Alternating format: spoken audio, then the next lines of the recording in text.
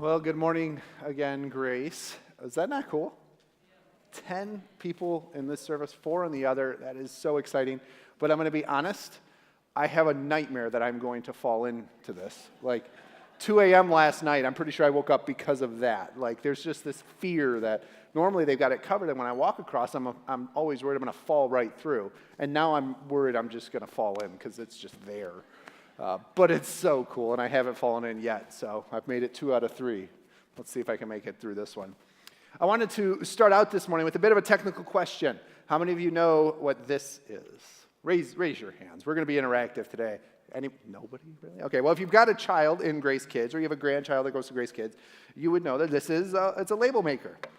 Now, like I said, we're going to do some interaction this morning, so just be prepared for that. I'm going to ask you to raise your hands a lot. I mean, you could maybe just keep it at the ready so that we can do this quick. But it's a label maker, and it can print labels. Novel. Before service today, though, I printed out a few labels, and I wanted to use them in our message. And my hope was that we could identify with some of these labels. So I'm going to ask you if you identify with them, and then you'll just raise your hand. I wanted to have everybody cheer, but I figured we're not at brigade, and cheering at 11:30 in the morning might be a little too much for us. So we're going to start with just hand raising, but by the end, maybe we'll get to cheering for it. But here we're going to go. First label. How many of you can identify with this one? It's parent. See? Yeah. How many of you wish sometimes you didn't have to identify as this one? Yes, yeah. Not long ago, I was in a small room with my son Oliver and a few other people, and I caught whiff of something. And I knew that it was my son's, but man, I did not want to claim him at that moment. I did not want that label to be worn. Okay, here's another one. How many of you can identify with this one? Grandparent. That's awesome. A lot of grandparents. Okay, we're gonna go a little different now. How about veteran? How many of you can be labeled as a veteran? Thank you for your service. That is awesome. Okay. Oh, yes. See, I was thrown. At the first service when I did that, we clapped, but then at the second one, no one did clap, and so I didn't know what we were going to do. But thank you for your service. We're all very thankful. Third one. How many of you could be labeled as this? A jock. Maybe at some point you played football or tennis or diving, middle school. How many of you guys would consider yourselves couch jocks, where you watch football all day on a Saturday or Sunday and totally think I could do that for that amount of money? I often think that one. Last one we'll do. How about this one? How many of you could be labeled as a geek? And by geek, let me qualify. You are not a geek if you watch The Big Bang Theory. You're a geek if people bring you their cell phone and they're like, can you update my firmware? I don't know how to do that. That makes you a geek. Okay, this is me for sure. I build my own computers. Give me a power tool. I could not use it to save my life. Ask my wife. I hire out everything. But give me a tiny screwdriver and a circuit board. I'll fix that any day of the week. So, geek. So, here's the thing. We all have labels. Every last one of us has a label or 2 or 3 or 30 that describe a bit about who we are. Growing up, we were given labels, or we gave labels to ourselves, and they impacted the person that we've become today.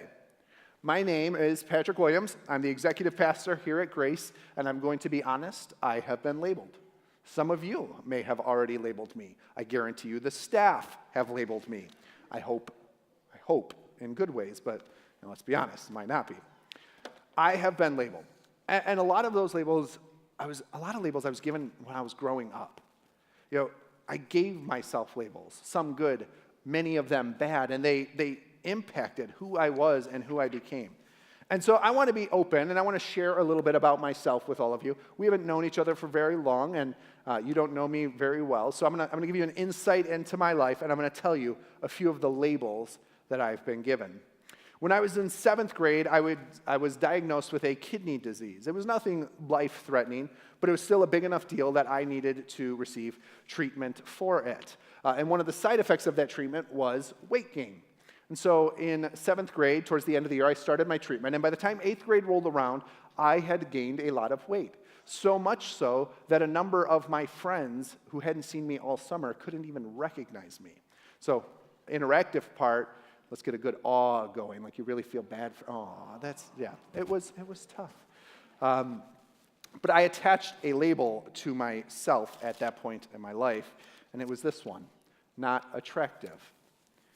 See, it crushed my self-esteem, and it instilled in me this unhealthy belief that how I looked determined my worth. And that still to this day is one of those hang-ups that I have to work through. Another label I received, and it was about the same time in middle school. So my name is Patrick. Most people call me Pat. It's shorter and easier. I grew up in the early 90s. There was a skit on Saturday Night Live that was not favorable to me growing up. It was called It's Pat. And the entire idea was that we as the viewer did not know if Pat was a guy or a girl. And so imagine this. You're growing up, you're a young boy, all of your friends are watching this, and the next day at school, what do you get?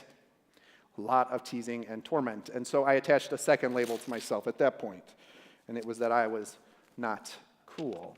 I wasn't cool because my name was tied to that silly comedy skit. Now, both of these labels, not cool and not attractive, I honestly dealt with these long into my adult years. I let them dictate my self-worth and my value. Labels are powerful things. Let me ask all of you something. Do you think these labels impacted me? Yeah, they did. How many of you have received or you've given yourself a label that's impacted who you are today? They're powerful. They can build us up, or they can very quickly and easily tear us down. I've got one last label that I'm going to share with you this morning. And this one I got in 12th grade. It was January of my senior year, and I became a Christian. And no, Christian was not the label that I received. You see, I received this very distinguished label from all of my friends. And it's honestly a label that many of you have been given as well, and it's this one, hypocrite. You see, I started following Christ, and people just assumed that I had become a hypocrite. That's not on upside down, is it? That'd be embarrassing. As a Christian, almost all of us are given this label, hypocrite. The Barna Group, they did an extensive research project in which they asked non-Christians why they rejected Christianity. And a lot of church leaders were really surprised to learn that none of the top 6 answers were actually evidential reasons. They rejected Christianity for moralistic reasons. The top 3 problems people had with Christianity were that 1, it was viewed as anti-homosexual, 2, that it was viewed as judgmental, and 3, that Christians were hypocrites. Modern people contended that the greatest proof that God does not exist is the behavior of Christians themselves. In short, the way Christians live and act is solid proof in their minds that what Christianity believes can't be true. So let's talk about this idea of hypocrisy and this label that the church has. Why was the church given this label? I'm going to give you 2 reasons that I think that the church has been given this label. They are not exhaustive. They are not the only reasons. These are just 2. But I think they are good reasons as to why non-Christians view church and Christians as hypocrites. Reason number 1 is that the church is filled with people who aren't actually Christians. Now, I know this seems like an obvious point, but it needs to be understood, especially by critics of the church who hold Christians responsible for every crazy thing that someone with a Jesus bumper sticker does. Jesus, he clearly taught that there are not only false teachers in the world that would lead people astray and distance them from their beliefs, but that there are also false disciples in the world. And these are people who would lead themselves astray into false beliefs and false lives. Now, this is why Jesus, he warns people not to judge Christianity by the morality of the people who try to follow it, but to focus attention on Jesus himself, on his life, on his teachings, and on his actions. Christianity, it's not good advice to help good people lead moral lives. It's good news about Jesus, who he was, and what he did. Churches all across America and all across the world, they're filled with people who attend every Sunday service. They don't say bad words. They don't watch bad movies. They make sure to give their offering every week. However, they don't actually know, love, or walk with God at all. I call these people cultural Christians. They like the ideas of Jesus, but they're not really ready to follow him. Jesus, he calls these people lukewarm in the book of Revelations. And in the book of Matthew, he actually calls them hypocrites. They say one thing, but behave contrary to the ways of Christ. Matthew 7, 22 and 23. It's one of my favorite sections of Scripture. Jesus, he's warning us that at the end of the days, there will be religious people who will go to him and say, Lord, Lord. He'll look at them and he'll cast them out and say, I didn't even know you. My point is simply this. The atrocities done in the name of Christianity are often not done because the teachings of Christianity are bad, but because some people who claim to follow Christ don't actually know or follow him in their own lives. It is often those who have adopted this cultural form of Christianity that create the image problem that Christianity has. Several years ago, a poll was taken, and it showed that the lifestyle activity of Christians and non-Christians were statistically the same. So you understand this. They took a poll, and Christians, non-Christians, they lived exactly the same. So let's look at this poll. This is the list. Gambling was exactly the same between Christians and non-Christians. Looking at pornographic images or videos, exactly the same. Taking something that didn't belong to them, exactly the same. Saying mean things behind someone's back, exactly the same. Here's a good one. Consulting a medium or psychic was exactly the same. Having a physical fight or abusing someone, the same. Using illegal or non-prescription drugs was the same. There was no statistical difference between a Christian and a non-Christian in any of these areas of their lives. The only activity that was less common in Christians than in non-Christians, and I'm not joking, was recycling. Apparently, non-Christians care way more about our environment than we do as a church. Interesting. This idea, though, it exemplifies what people mean when they say that Christians are hypocrites. They see people who claim to be morally upright, yet they look, they act, they sound, and they live no different than anyone else in the world. Now, according to the Bible, if there is no outward change of behavior, of allegiances, of loves, of passions, then Jesus would question whether or not these people even knew him at all. The problem, though, for the church is that their lives misrepresent Christianity to the world. Second one, reason number 2, people misunderstand the message of Christianity as if it's about making bad people into good people. Many people, they assume that being a Christian means you follow all the rules and you have your life together.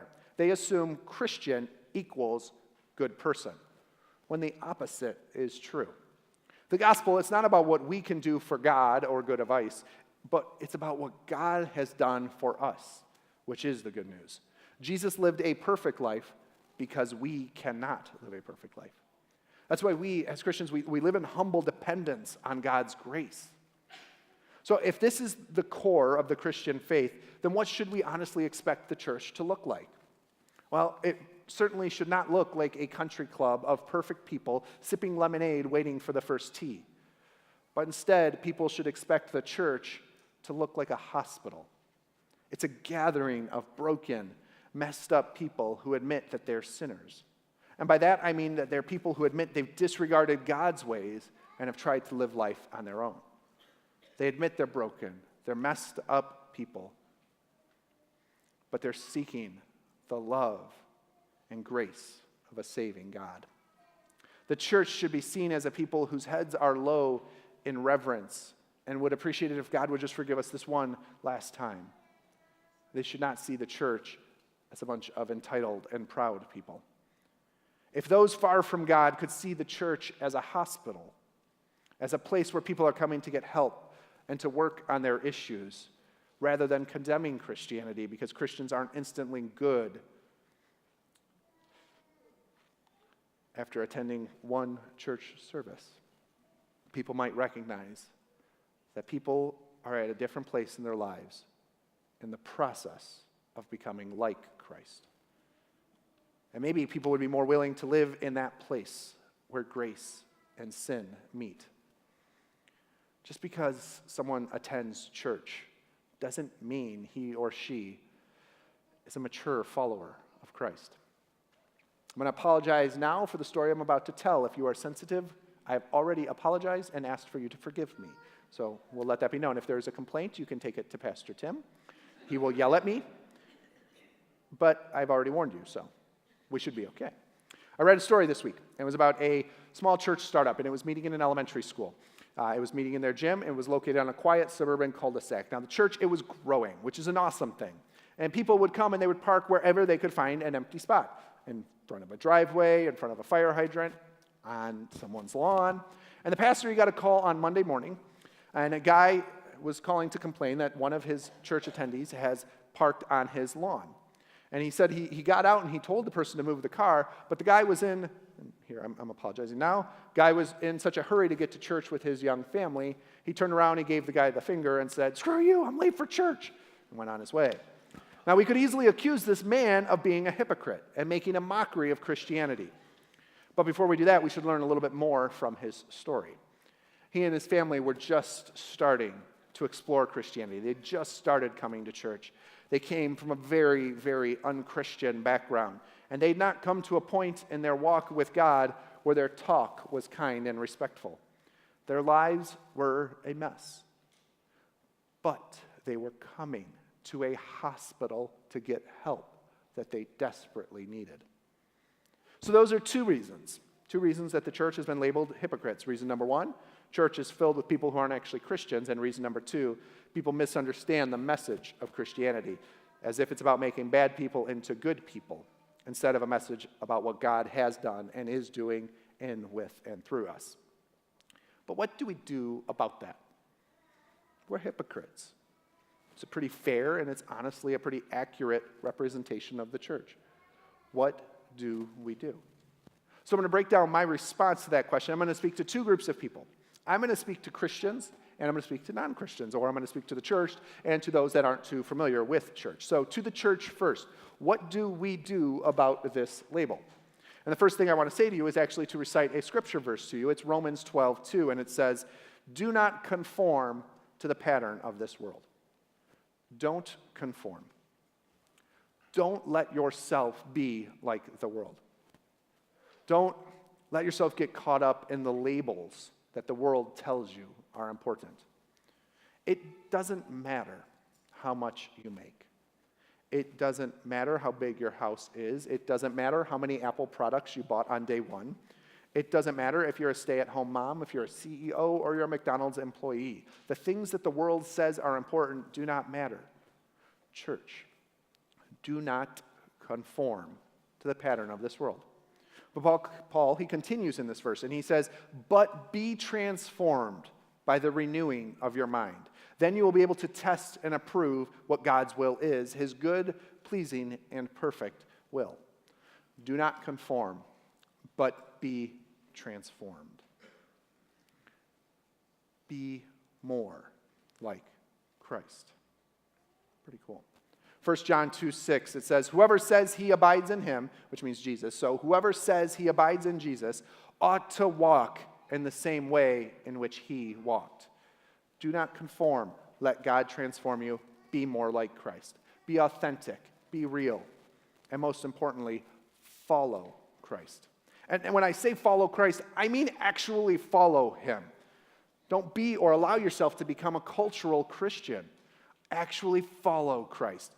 That means that you're going to do what he says. That means that when you read the Bible, you apply what it said to your life. That means that when you go to church on Sunday and you hear someone teach, you actually try to live that out the rest of your week. Grace, can I be honest with you? If you come to church because you think you're supposed to come to church, but you're not actually trying to grow in your faith, you're not actually trying to take the next steps in your own faith journey, what's the point? You know, to put it in Pastor Tim, our lead pastor's language, don't play church, be the church. When we come because we're supposed to come, we're playing church. When we say we're Christian, but we aren't actively pursuing Christ, when you're not trying to be more like Christ, you're playing church. When you care more about the seat or the status, guess what? You're playing church. When you care more about you than about others, you're playing church. Don't play church. Be the church. Mark 12:30 and 31 says, "Love the Lord your God with all your heart, with all your soul, and with all your mind, and with all your strength, and love your neighbor as yourself." Love God, love others. We play church when we think it's all about me.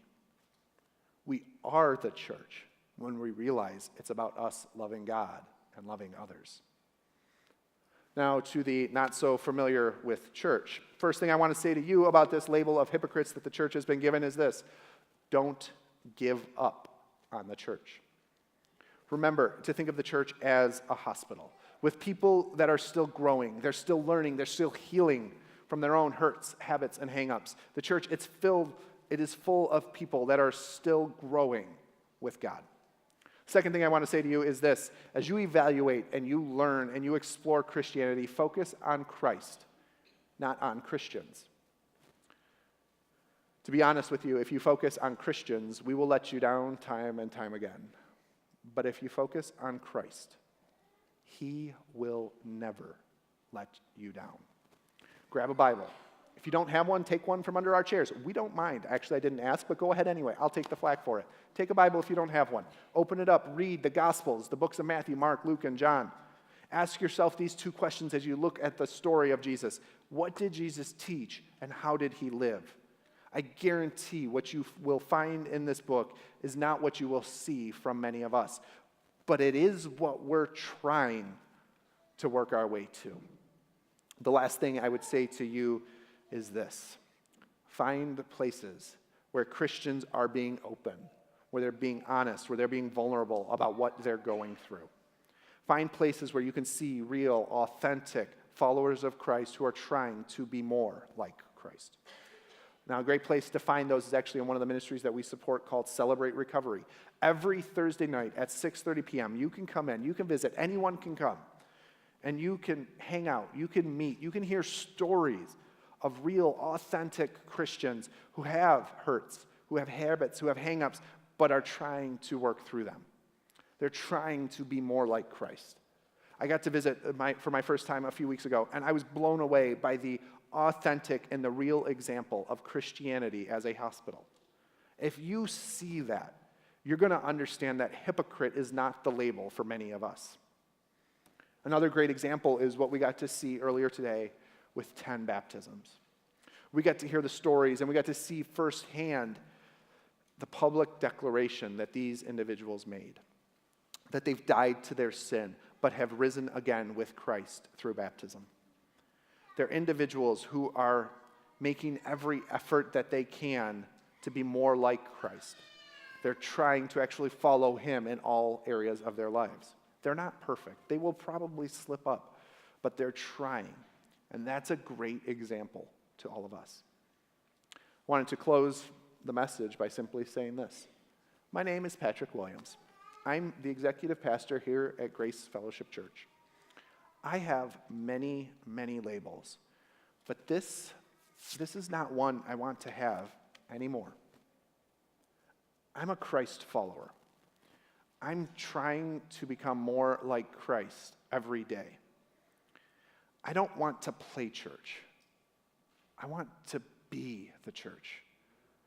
I want to love God more, and I want to love others more.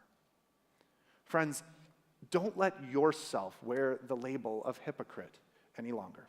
Don't conform any longer to the patterns of this world, but live like Christ.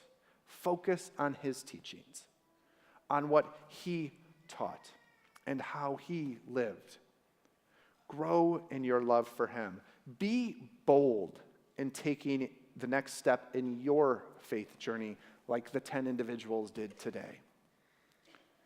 Be bold as you try to live for Him and not for yourself.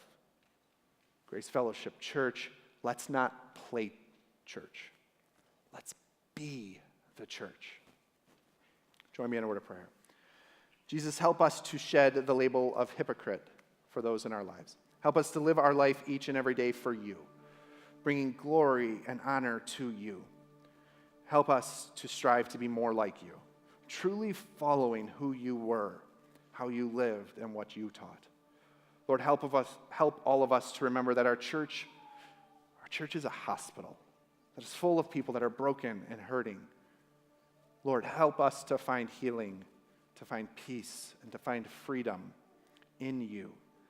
because we know you are the only one who can truly set us free. It's in your name that we pray. Amen.